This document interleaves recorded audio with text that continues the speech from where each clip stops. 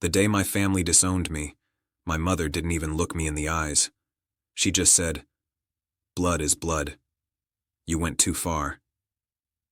She was talking about my brother. She was talking about my wife. And somehow I was the villain. It started quietly, the way betrayals usually do.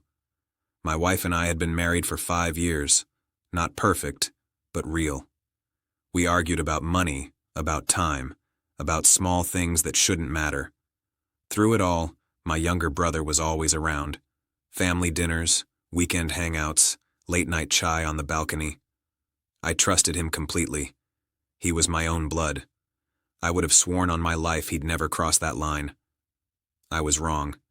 The first red flag was how my wife started mentioning him more than usual. "Your brother helped me with the car. Your brother says you worry too much. Your brother understands me." I brushed it off. I told myself I was being insecure. After all, family is family. One night I came home early from work. The house was quiet. Too quiet. Her phone was on the couch, lighting up with notifications. I wasn't snooping, I swear that to this day, but a message preview flashed on the screen. "I missed last night. We shouldn't have stopped." The contact name was saved as a female cousin. My hands shook as I unlocked the phone. What I saw rewired something in my brain forever. Messages, voice notes, jokes, memories they shared. Memories that were supposed to be mine. And then the photos. No faces at first. Then one reflection in a mirror I couldn't unsee. My brother's watch. I confronted my wife that same night. I expected tears, begging, denial. Instead, she crossed her arms and said, "It just happened. You're never around. And don't act like I cheated with a stranger. It was your brother." Like that somehow made it better. When I confronted my brother, he didn't even pretend to be sorry. He said, "You were failing her. I just stepped in." That was the moment I realized I had lost both a wife and a brother, but they had already decided to lose me long before. I told my parents, my uncles, my aunts. And that's when the second betrayal hit. They told me to stay quiet, to forgive, to keep the family name clean. My mother said, "Divorce her if you want, but don't destroy your brother's life." My father said nothing, which somehow hurt more.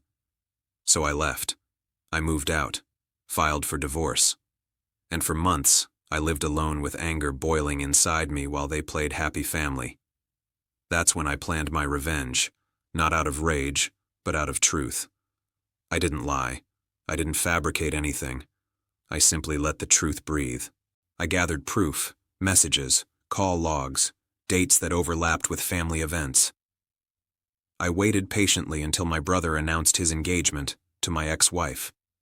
Yes, they had the audacity to make it official. The engagement party was massive. Relatives from everywhere. Smiles. Blessings. My parents invited me too, pretending everything was normal. I showed up quietly, dressed simply, carrying nothing but a small flash drive.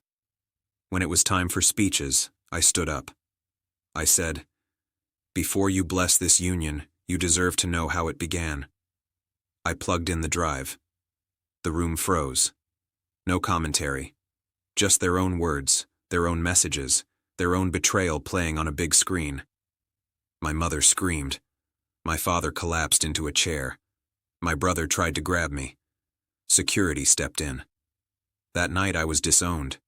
They told everyone I was jealous, unstable, vindictive.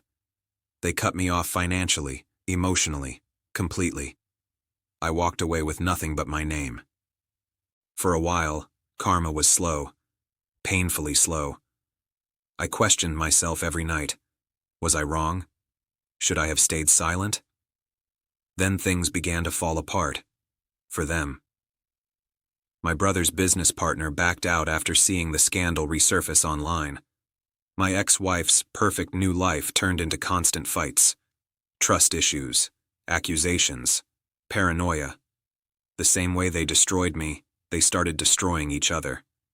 My parents? They aged overnight. Relatives stopped visiting. Invitations dried up. The family honor they protected so fiercely became a joke whispered behind their backs. 2 years later, my brother showed up at my door. Alone, broke, divorced. He said, "She cheated on me too." I didn't smile. I didn't celebrate. I just closed the door. Last month, my mother called. Her voice was tired. She said, "Maybe we were wrong. Maybe. I've rebuilt my life now. New city, new work, new peace. I learned something brutal but freeing. Sometimes karma doesn't come to punish your enemies. It comes to prove you weren't crazy for standing up for yourself, even when everyone else walked away."